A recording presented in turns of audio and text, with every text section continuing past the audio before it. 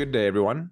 Welcome to one of our bite-sized videos, of which the purpose is to bring you, the integrator, up to speed with some of the basic concepts surrounding the Flowgear integration experience, as well as take a brief dive into one of our popular use cases. We're going to start by exploring the screen in front of you, the Flowgear console, which is the very first thing you'll be greeted with after logging into Flowgear. The Flowgear console provides access to all the components relevant to your integrations. From here, you can navigate to spaces that facilitate the setup for different parts of the integration. The three primary spaces that I'd like to briefly touch on are the workflows, connections, and drop points.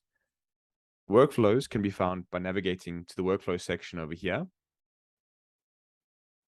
And workflows provide a canvas from which you can drag and drop connectors and tooling provided by the Flowgear platform and construct your integration according to your business rules. We will go more in depth around workflows once we start to explore the specific use case. Connections, which we can navigate to by clicking over here, are spaces with which you can provide credentials that allow you to authenticate and connect to the systems which you would like to integrate with. We can go ahead and click on the new button over here, and we can go ahead and select a particular connector to work with, and choosing any one of the connectors we can see here within the connector section, such as ConnectWise Manage. You'll see there's a space in which you can plug in credentials that are relevant to that specific platform. You then have the option of providing credentials for different profiles, such as test and production, and you will be able to run your workflow or integration within that profile, which will then target that specific environment that you've set up. If you set up your credentials correctly, you can click on the play button over here, which, if successful, will give you a green banner telling you that the test succeeded. Finally, we have the drop point section. The idea behind the drop points is that it is our solution to hybrid on-prem and cloud integrations. You can install the drop point agent onto your on-prem servers, which will allow us then to talk to those servers within the scope of what you allow us to do using the whitelisting features. This means that we can talk to your file systems, we can talk to your AD, or we can move data between CRMs and ERPs that are not exposed to the internet with the drop point. These three spaces are the most important aspects related to the integrations themselves within Flowgear. For a deeper dive into the elements that make up the Flowgear console, please see our bite-sized video focusing on navigating the Flowgear console. Next, we're going to take a deeper dive into workflows and nodes. To do this, we're going to navigate to the workflow section, which we have done by clicking on this workflow over here. And from there, we're going to open up a new workflow by clicking on the new button right over here, at which point we're given the option to name the workflow, which we can name it appropriately, and click on the OK button over here. At which point you are then greeted with the Flowgear design canvas, the purpose of which is to provide you with the space to drag and drop Flowgear tooling in a specific sequence and order to string it together and then form the basis of an integration from end to end. Now, to start dropping the tooling onto the canvas, we're going to click this plus icon over here, which is going to open up a list of our nodes. All of these little blocks are what we consider nodes. And simply put, a node is a function or set of functions that have been encapsulated in a certain way that the most complex aspects of it have been obscured from you, and only the parts that you have to interact with are exposed. Now, within our nodes, we have distinct categories. And the first category you can see here are the connectors. The connectors are responsible for talking to the systems with which you would like to integrate. And so all of the complexity around authenticating and talking to these platforms is hidden behind the node. And again, only the most relevant aspects of the node are exposed to you. Triggers are nodes that allow you to determine how a workflow should kick off.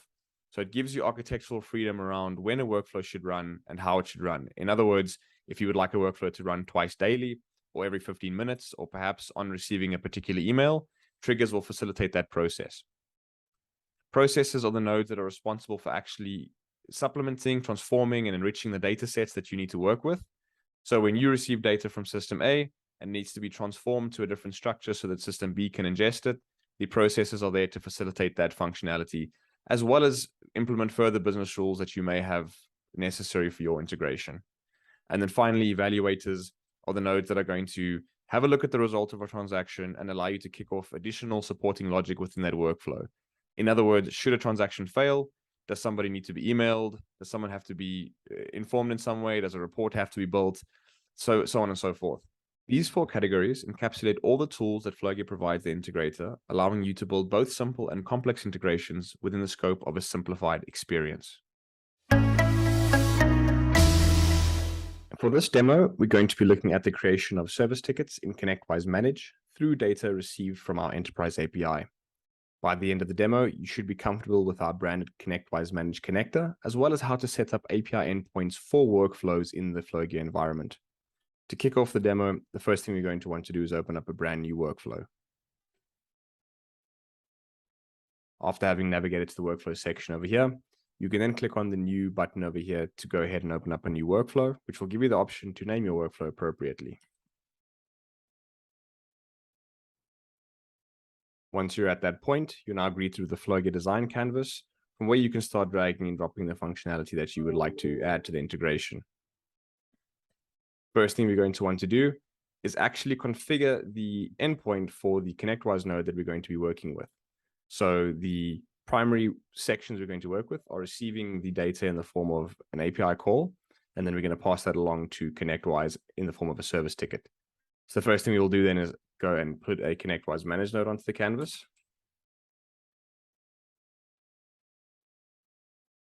And now we're going to want to actually hook into the ConnectWise environment. And to do so, we're going to go ahead and choose a connection for this node, which we can find under ConnectWise Sandbox, which I've pre-set up.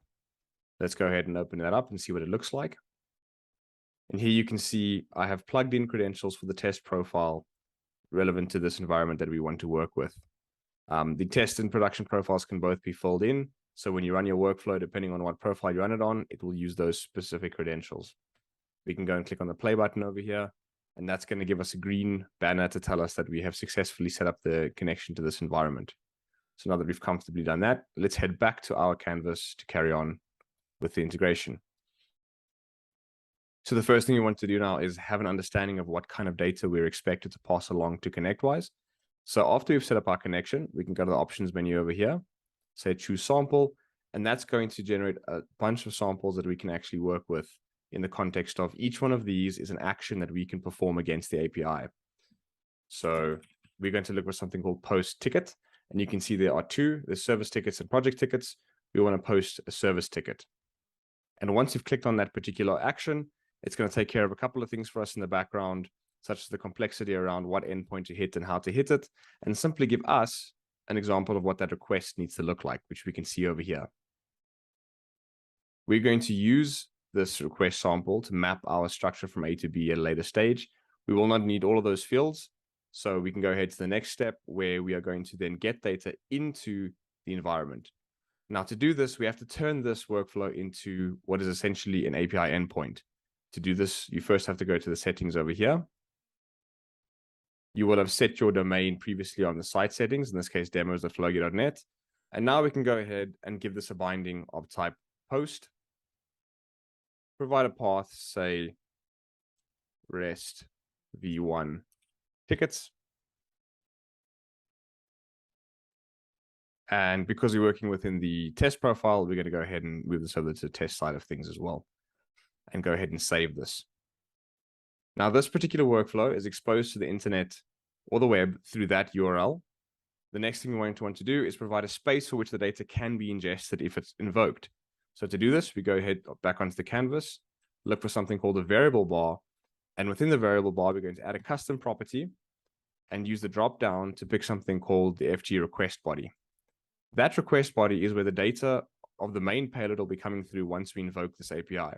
So we can go ahead and save what we have so far and move on to the next steps. The next thing we want to do is think about how the mapping is going to look for these two environments.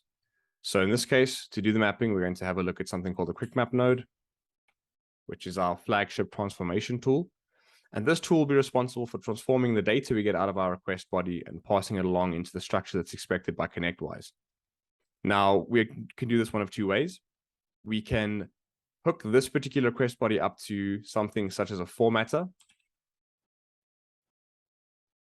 which we can then save and run this by calling this particular API, which will give us a sample of that document we can work with, and then we can carry on. Or in this case, because I already have a sample of the document, we can get rid of that step and go straight to mapping what we expect to see. And so I'm going to take that sample payload, plug it in over here. That's what we expect the third party or service to be providing us. So whether you're invoking this from something like Azure or some kind of alerting system, They will have their own payload. In this case, we've mocked out a payload that we can expect to see quite similar to what you might find in the real world, and use that as a sample. And we can hook that straight up to the source of the quick map. And then we're going to want to hook up our result to the request section of the ConnectWise integration. And once you've done this, we have visibility of both samples we're expected to work with. We can click on change view and we can see a visual representation of that structure from left to right. So here we have a very simple data set from data coming from our supposed alerting service. And on the right-hand side is what's expected to be passed along to the ConnectWise Manage environment. We can begin by mapping in some of the basic stuff, such as the context being the summary and the ticket typing a service ticket. And you'll start to see that particular structure forming on the right-hand side there. And you'll notice that these particular fields are being passed through as arrays because the ConnectWise Manage payload is representing them as such. So what we're going to do to get rid of that is use the first function in both of these to give us what we expect to see on the right-hand side. So we can start to see these two fields forming up. And now we're going to map through some of the other aspects, such as the board and the status in the company, as well as description and severity. Not all of these fields are mandatory. It depends entirely on how your system is set up. But in most cases, there are a minimum number of mandatory fields. So I'm going to go ahead, skip ahead and map those out for you. Now that we've finalized the mapping, you'll see that I first of all used the first function to shape the structure of the data that we need, as well as hard-coded some values such as the status ID and the board ID, which typically are things that are not going to change within the context of an integration like this. On the right-hand side, we can start to see that payload form, which is going to be representative of what the ConnectWise environment is expecting from us. And so through this effort, we have not only very easily mapped structures from A to B through a visual experience, we've used some very easy to use functions to go ahead and further enrich and supplement this data. What you may have noticed is that these functions are based off of Excel. They're very similar to what Excel allows.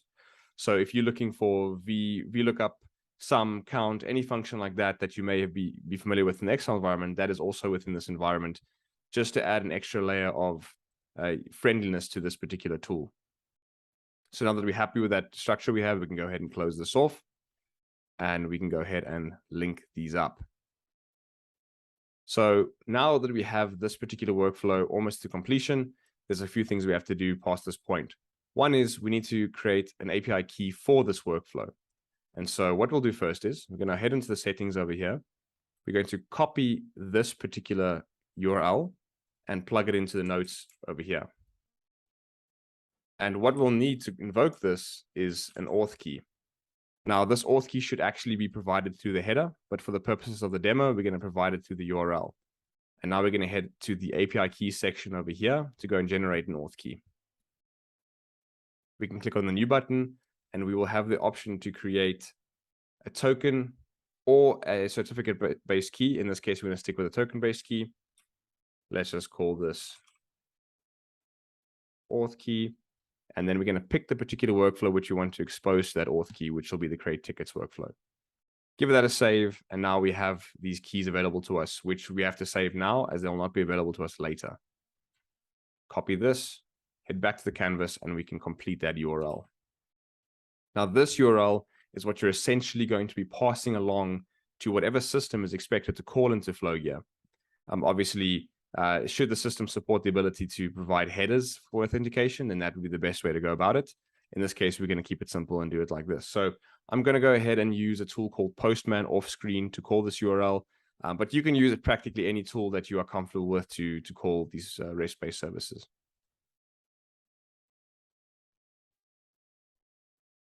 Actually, before I go ahead and run this, let's go ahead to the ConnectWise portal and have a look if we can find any tickets with the type demo.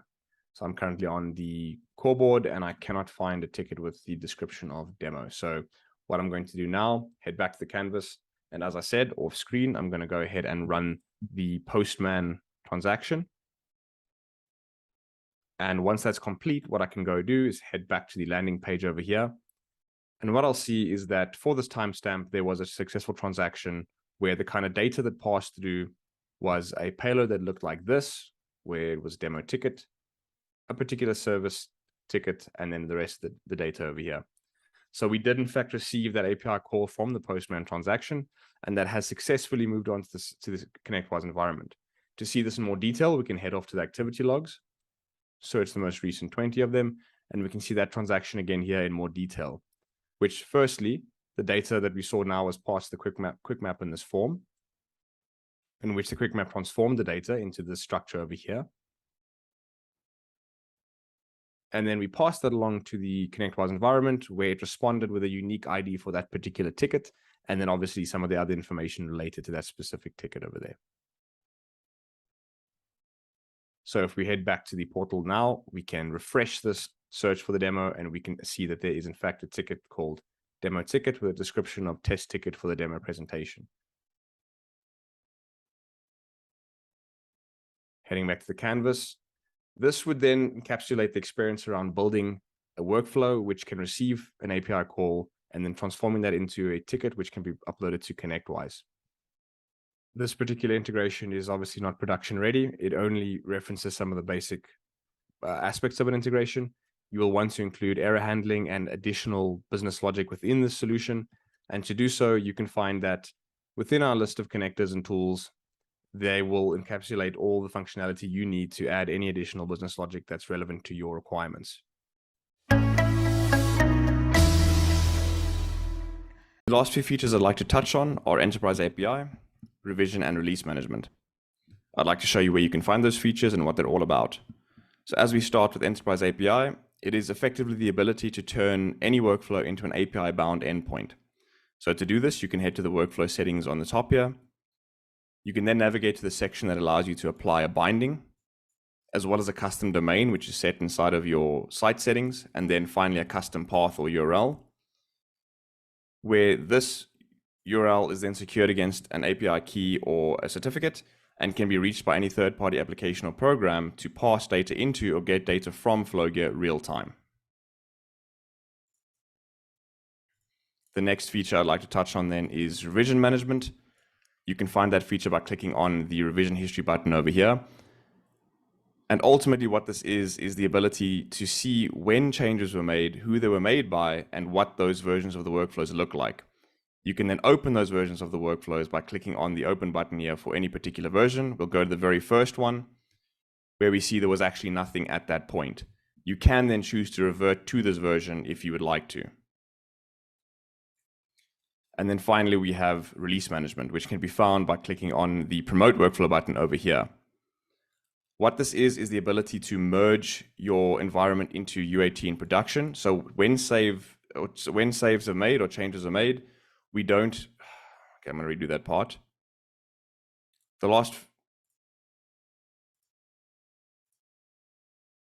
feature I'd like to touch on is release management. You can find that feature by clicking on the promote workflow button over here.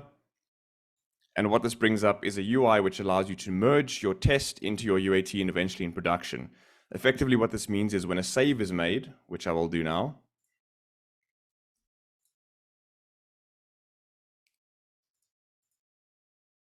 that save is not actually saved against the UAT or production environment until it's explicitly merged into that space. Now, you do not have to use this UI. The purpose of this particular feature is that it's actually backed, in this case, by GitHub, which provides you with a competent platform in which you can then run your change control policy that you've had up until this point. So if we open up this commit over here, we can find that it brings up the GitHub UI, which gives us an idea of what changed from then till now. From here, we can run a pull request or whatever it is that you've been doing up until now, and then obviously merge that into production. And that will then reflect inside of Flowgear here as a production-ready workflow.